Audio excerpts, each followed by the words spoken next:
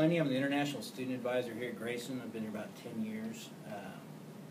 We have lots of international students. Several years ago, we probably had almost 100. And we have about 40, 50. And everybody's seen the interview, Benjamin's first interview, correct?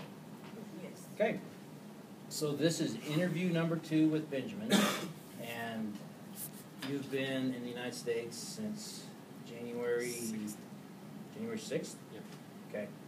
And so you started class like January 23rd. You finished your 8 weeks. The original plan was we were going to interview them every year. And it was like, Leon made a good point. That's probably too long. We probably need a little bit more short periods to check on the progress.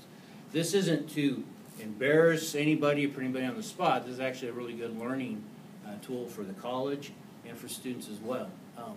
How many of you traveled in a different country? How many have been to a different country? Very good. And how did you feel about that? Were you very confident, or was there some apprehensions? Culture shock. Culture shock, a little out of place. Language, obviously, Yes. diet, didn't know how to get around. Anything else I'm missing on that? So it's very uncomfortable. So now we have a student, first time he's been in the United States, and he will be here probably maybe 5, 6 years without ever going home. And finish his education. That's pretty tough. That's a big step. So we're going to kind of recap just a little bit. How's it going so far? Your experience here, is it everything that you thought it was going to be? Good, bad? I can say so far it has been good. Okay. The people I've met, they're friendly. But the major challenge I can say is the weather. The winter, the snow. I was not expecting it to be that cold, but so far we are getting to spring, which is much better. That's a Texas thing, yes. Nobody likes that, by the way. Yeah. Nobody likes 80 degrees one day and 30 the other. Nobody likes that. Okay. So the weather has caught you by surprise. Yeah. Okay. Anything else? Nothing else. Is that the first time you've seen snow? Yeah. So back Kenya, there's no snow. Yeah. You only see it in the TV, maybe stories. My uncle, my cousin, they used to tell me snow. Like my cousin, he came. They usually come holidays, and he used to tell me in Kenya, like 50 degrees, everyone is complaining of cold. And my cousin, when he came, he told us, there we have snow in Texas, and the weather we have in Kenya, that's very little, not a challenge for him. Right. Yeah. Okay, very good. So you're staying with your uncle, Yeah. and one of the things, an average international student that we get, the support system is not as good as Benjamin. Benjamin has a pretty good support system. He stays with his uncle. His uncle was from Kenya, has lived here, 5 years? 35. And so his uncle's helping him kind of navigate through some of the challenges. So you're very fortunate on that. Some of our students, we had one that arrived yesterday, very little English. It's going to be in our intensive English program. Never been in the United States and doesn't have a support system. So you can imagine how scary that could be. All right. Well, let's get into some classroom experiences. You talked about in your first interview when you went to high school and how structured. You guys remember how structured it was? Were you surprised on the strictness? Yeah, it was. So, I mean, you lived there. It was a boarding school. You woke up very early in the morning. I think 4 in the morning, and went to bed at 10 at night. That's incredible. And it was very structured. You wore uniforms. Your teacher was very strict. And so, welcome to America. Now you've been in this classroom. So, how does that compare to what you're used to? Were you really surprised, or was it like?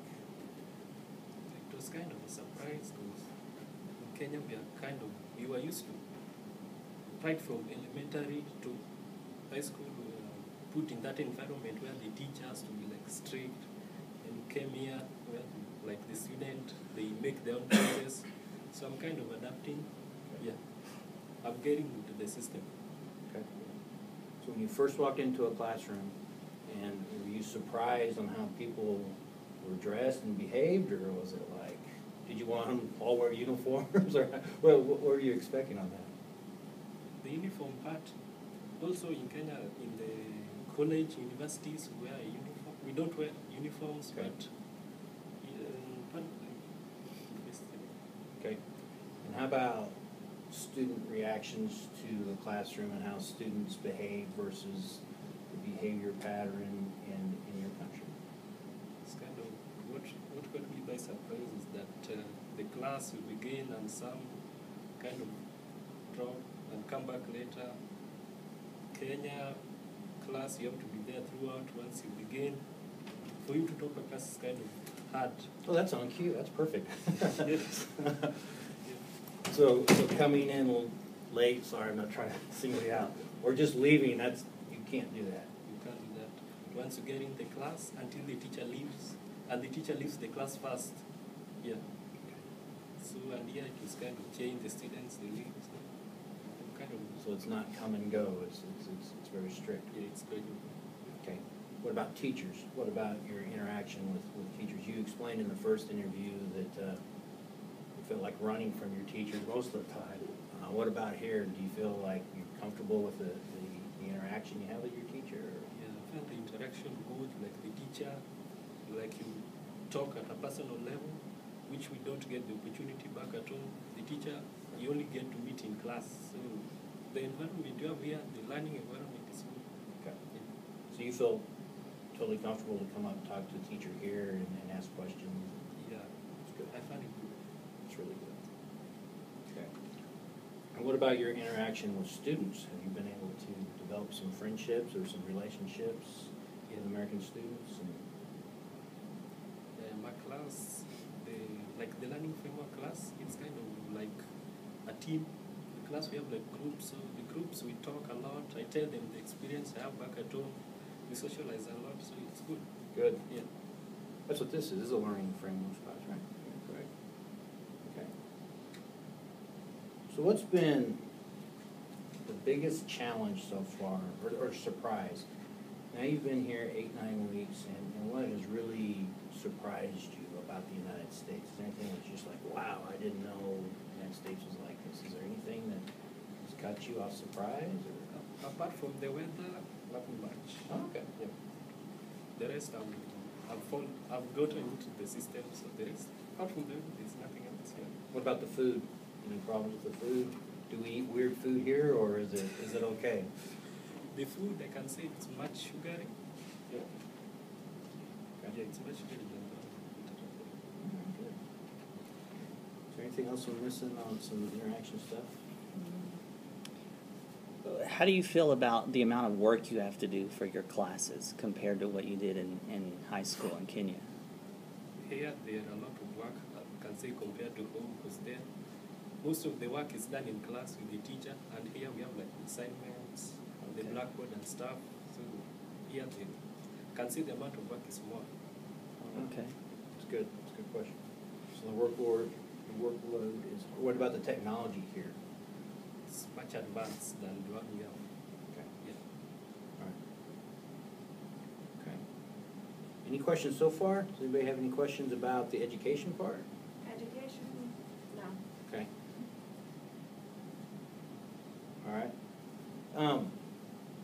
Let's talk about the verbal and nonverbal communication. I know when we first, and we're doing the same thing, when we first filmed, we're not really comfortable this close to each other because, there's personal space. Have you felt, has there been a challenge like talking to students or teachers? We use a lot of slang and we use a lot of idioms. We have hand gestures. Sometimes it might be confusing.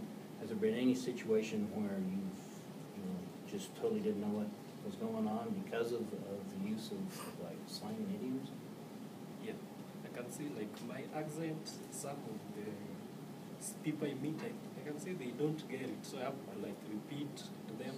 But the weeks later, I think it's much improving. And now they are the ones clearly, without them repeating. Yeah, so it's getting better. What about you listening to us?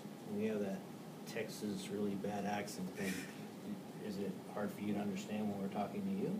I can say when I landed, the first month it was kind of a challenge. Yeah, but now as the following weeks I've learned, now I can hear the words clearly. Yeah. So I think the major challenge sometimes we have international students is we speak very fast. because obviously we know the language and same here. So slowing down in communication, that's the key. If you really want to interact with an international student, I'd say the first really big tip is to just slow down a little bit.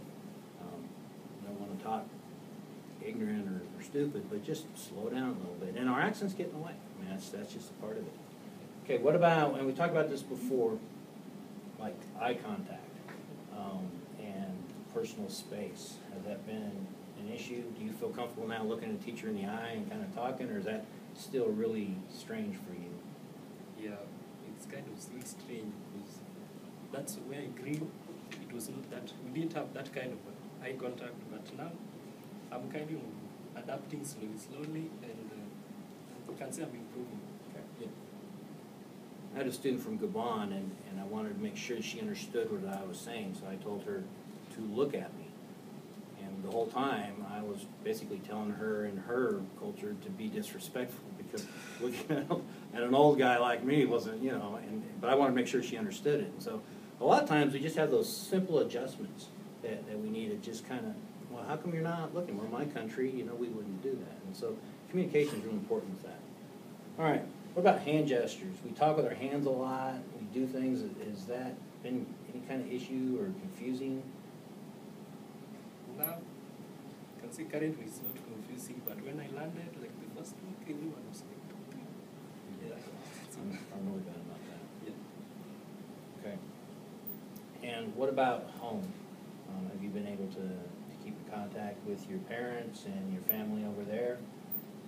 I know that's hard. It's been probably 9 weeks or so, and you haven't seen your family. Have you been able to stay in communication with them? Yeah. Like my mom, I talk to her regularly at night. She calls. Yeah, she calls because it's much cheaper if she calls than when I call. So we talk at night.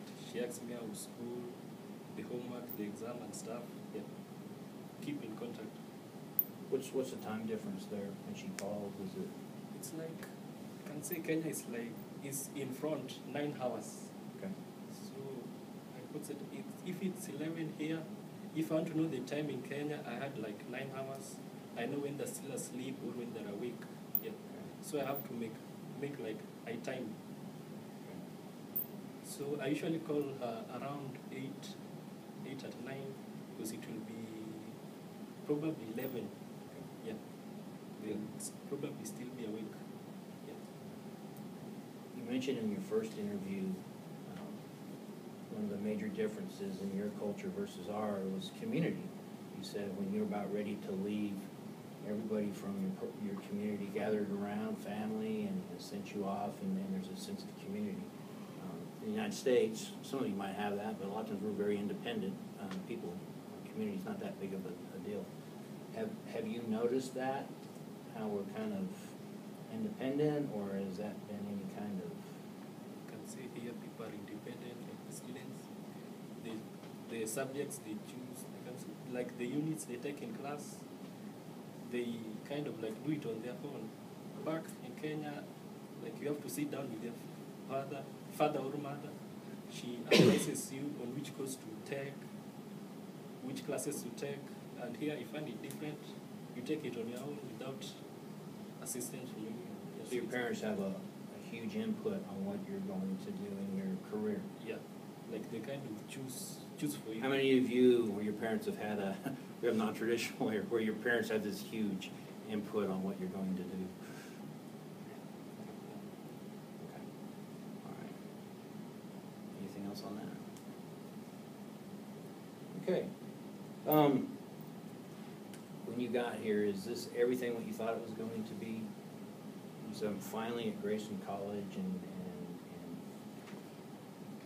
no surprises so far. This is everything good, or is there something you really thought was going to be different? What about like the schedules, the class schedules, and?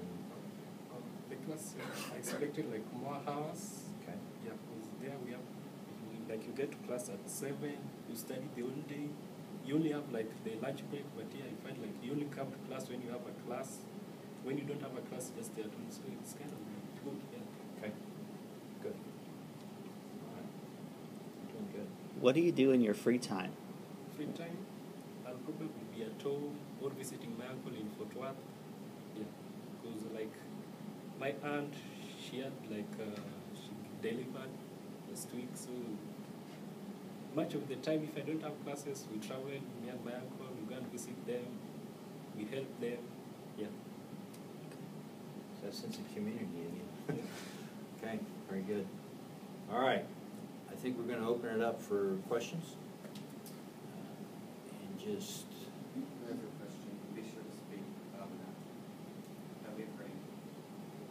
What was one of the biggest obstacles you've overcome since you moved here? It's communication, Communication? yeah, and the language barrier. Yeah. Communication, yeah, same thing. You can say it's communication, yeah. Because at first it was, I found it hard listening to like you guys speaking. At first I could not get it, but now I can say it's much better, yeah. has anybody helped you with that, or is that just something you had to kind of learn on your own, or did someone give you some tips on communicating, or is that just something that you just had to adjust to? My uncle was very good at that, and my cousin, yeah, they gave me like the tips, like how to listen, and so they were very helpful. So how important is it to have your support group? How much more difficult would it have been if you didn't have your uncle and your family here? If you don't have, my uncle was very helpful, like he helped me get around. Yeah, so it's very, you don't feel lonely, because when I stay with them and their family, I feel at home, as compared to when I stayed like in apartment alone. So I can say staying with them has helped me. I still feel that environment of the family stuff, yeah. So it's good, yeah. I read a statistic, and I think 70% of international students that come to the United States have never even been to an American home. You know, and so there is a sense of loneliness and then kind of being cut off, so to speak. And so that's good. You're in an advantage there. That's really good. Good question. Okay. Have you picked up any of our dad's slang, like y'all or anything like that? Oh, dude. Call people dude. That's a dude guy there, I guarantee you. It will take me a while to pick them, because I grew up in Kenya. I'm 19 now, so all of my life I've been growing up there, so the language, so it will take me a while to kind of like pick. Yeah.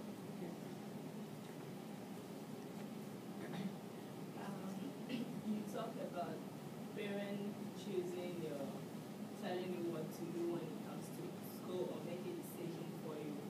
So since you are studying nursing, is it a decision from your parents, or you choose to do it because you like it? Good. At first I wanted to be a lawyer, so my uncle who lives in Fort Worth is a nurse, so he advised me that once I take nursing, the employment, there will be very many opportunities. So he's also a nurse, and I see what he's doing, so like he inspired me, kind of. So I just chose nursing also. Yeah. Okay, so you're still going to be. Nursing. What if you were going to change your major? Would you like call your parents? What if all of a sudden you decided you didn't want to be a nurse? Would you call your parents and have a discussion, or would you just say, "Hey, I'm going to do something else"? Or how would that work? In case I wanted to change, I would still call them, because when I came home, they knew I would come to be a nurse.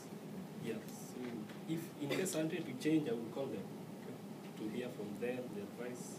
Yeah. That's good. All right. When you were in Kenya, did you have any hobbies or did you play any sports? Yeah, I used to be an athlete. Yeah, athlete, and also play soccer. Oh, Yeah. Okay, I so- represented my school in the dash 100 meters. Yeah. So you ran. You were a sprinter. Yeah. Are there any extracurricular activities that you found that you like to do here in your Not free yet. time? Not yet. Not yet. Yeah. About watching TV, have you found anything that you? Yeah. Well, I want to go ride bulls or something. Is there anything interested in doing? Or? You can see that I follow NBA, and the Super Bowl I also find it. I follow also the Super Bowl. Yeah. We're very big in our sports. Yeah, very big. Do you plan on staying until you get your degree and then moving back, or you plan on staying here? Yeah, I plan on finishing finishing my education up to a current level that I can be stable, get employment or something, then I'll move back to help the community also. What are the requirements for an F1 visa? And that's what Benjamin is. When they apply to our school and we give them the paperwork, they go to the consulate and or the embassy, and they ask them certain questions. And if Benjamin doesn't answer those questions properly, he's not qualified for that visa. And so an F1 is a non-immigrant student. In other words, telling our government that he comes here just to go to school, get his degree, and can and will go back to his country. Now, a lot of times you see internationals that stay. It's because they've changed their status, which is totally legal. There's nothing illegal about that, but there's processes and steps to that. That's a good question.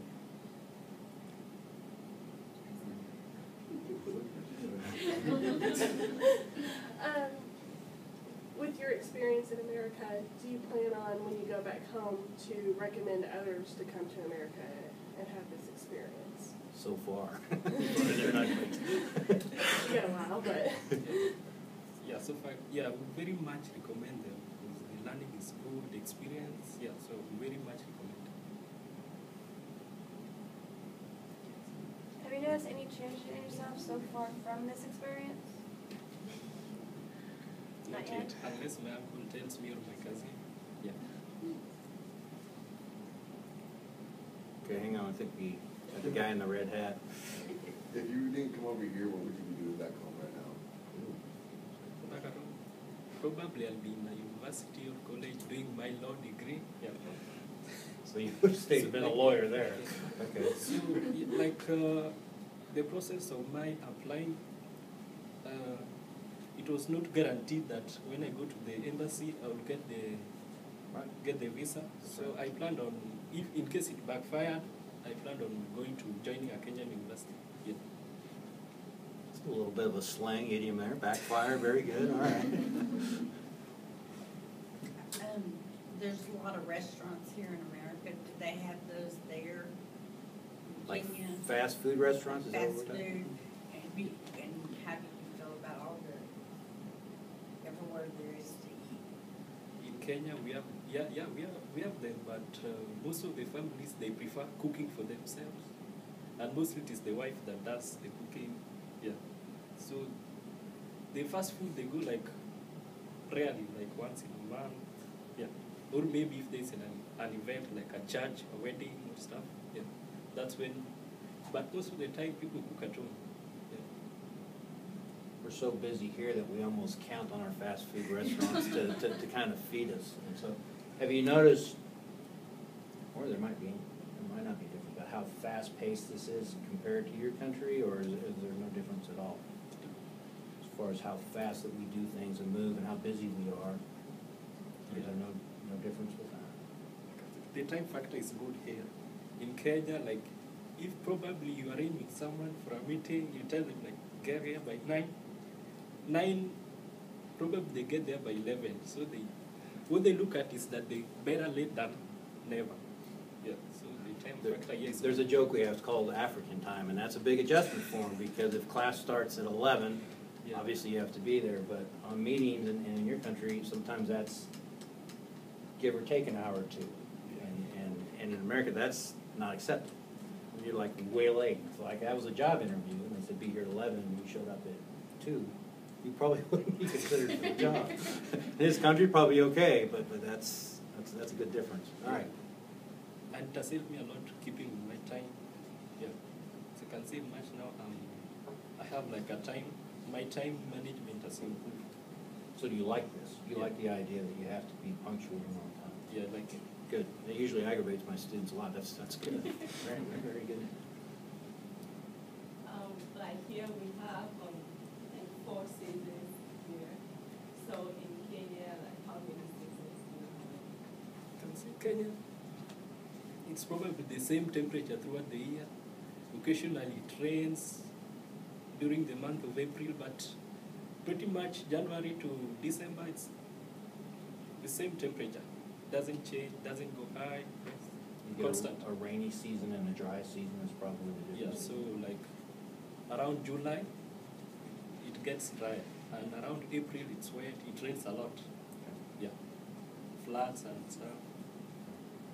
You don't have tornadoes or anything? No. Well, you'll probably get to see one here in about a month or two. Okay. What's the job market like when you get back? Are you gonna have problems finding work when you go back, or? Good. That's good. So, what's the advantages of getting a degree in the United States? When you go home, you get a job quicker? Is it more marketable? Good question. Yeah. Is that where you're headed on that? Yeah. Okay. I can say it's more marketable because they want to get that new work, new experience at work. Yeah. Okay. They want to inject new blood into the system. So I can say it's good. Your knowledge. If you study outside, you have a greater job opportunity than the rest. And that's the big question. You know, there's like 900,000 F1 and M1 students that come to the United States. So, well, why do they do that? So it's almost like a gold ticket when they go back. It's the universities, the technology, and they're very marketable. So it's an incredible opportunity for them. Yeah, it's good. All right. You guys are asking very good questions, by the way. Very good. Are we done? No. Go ahead. What's the yearly salary over in Kenya compared to like America? Like specific. How much money, like with a college degree, can you make over there compared to here? I feel like an average salary, like the economy she's talking about. Here we have a minimum wage of what, $7.50 and $7.25 an hour. In Kenya, it's not constant. So you earn according to the level that you study. Like if you have like 2 degrees, you earn more than the person who had like 1 degree. If you went like the PhD, the master's level, you earn more than those who probably have 1 degree. So what would they, do you have any idea what that amount would be? Someone with a degree, what they make? What's an average income over there? Any idea? And you can look that up on CIA fact sheet. You can probably look some of that information up if you trust our government. All right. The minimum wage, I'm not well conversant. Yes, I have to check it. We had a young man from Kosovo, and he said, I think someone that teaches in university over there makes $400 a month or something like that. So yeah, that's something to look at. All right. Okay. Has your health changed since eating American food? Very good. I work out a lot, so I can say I've managed to keep my body in shape. So, So not really. But it's only been 9 weeks. He taps into those Big Macs or something. It might be different. My uncle tells me I'll add some weight, so we kind of had like an argument. Like he keeps telling me you'll add weight, and I keep telling him I won't. So yeah. Well, you have a good support system. Yeah. I've seen some students gain 30-something pounds in about a year and a half because of our fast food. We eat horribly. Anything that you really like food-wise, or you're like, I've never had this before, this is really good, or have you experimented with a lot of fast food stuff yet? I'm not that into fast food, so Good. Stay that way. That's good. All right. Have you picked a favorite food yet? Like, it doesn't have to be fast food, like anything. You Not yet. tried Mexican food or Chinese food? I've not tried Mexican food, Chinese food, so probably it will take me some more time. We gotta get you out some more. We gotta get you out and try that. Yeah. Because I had a friend who came over from somewhere else and she fell in love with pizza. Guy fell in love with lasagna one time. It's really, that's the guy who gained all that weight, by the way. All right. What exactly made you decide to come to Denison, Texas? Denison, because my uncle is based here. He lives here. His wife also comes to this school, so yeah. At first I wanted to go to UTA in Texas, but the price is kind of high. So Really hard. Made a good choice. See, that's a smart uncle again. It's paying off. You said your uncle's from Kenya too? Yeah. Does he cook like some of the same foods y'all have over there, or does he cook like American food? My uncle, his wife is the one who does most of the cooking, and she likes. Well, yeah, like does she like? Yeah, she likes experimenting. So at times she cooks Kenyan food. At times also she cooks American food. Yeah. She might have had some Chinese food, not even knowing. It's quite possible she slipped something in there. How Okay. different is the two different countries' food? American food versus Kenyan food. How different is that? The American food, I find it that's more sugar compared to the one we have. Yeah. So I kind of like, I eat a little and I'm already feel satisfied. It's good. You mentioned something about like respect your parents and whatever they say, that's what you do. So my question is, can you say no to your parent, like when they ask you to do something and you didn't feel like doing it, can you tell them no, or you have to do it? Talking back there or here now as he's in the United States? Before you reach the age of 18, you can never say no. But once you cross, yeah, they leave you to make your own decision. But before you reach 18, adulthood, it's kind of a risk. So you would never say, hey, I'm not going to do that. Never. Okay. Okay, do you have like freedom of religion, like to choose your own religion, or you have to do whatever your parents or something? No. In Kenya, so unless you are an adult, you move out, but once you still stay with your parents, you have to go to the same church. Yeah. You do as they do. Oh, like what if they don't serve God, they serve other little gods, but you want to go to church? What are some of the religions over in your country? Is it Christian? Is it Catholic? Is it Muslim? Catholic is the most dominant, but I'm a Christian. I go to Seventh-day Adventist.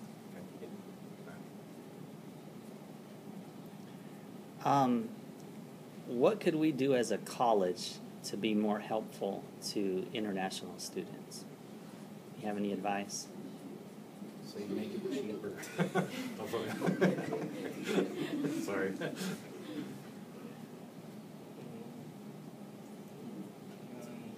What I can say is that you have more support system to those that are not unfortunate. Those that are unfortunate who don't have families, say maybe have a support system. Okay. Like check on them, the schoolwork and stuff. Yeah. Okay, that's good. Got that. That's good. Good. All right. Any other questions? Do you think because of your educational background that you have a better advantage of learning and doing better here than we do?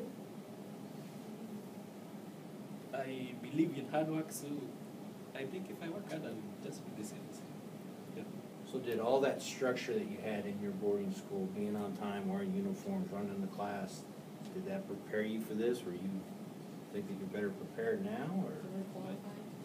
The learning background we had was kind of like military. So, Oh, yeah. Yeah. Very. So the one I find here was kind of like relaxed. So I find No one's gonna slash you or spank you here. Nobody's gonna do that. Yeah.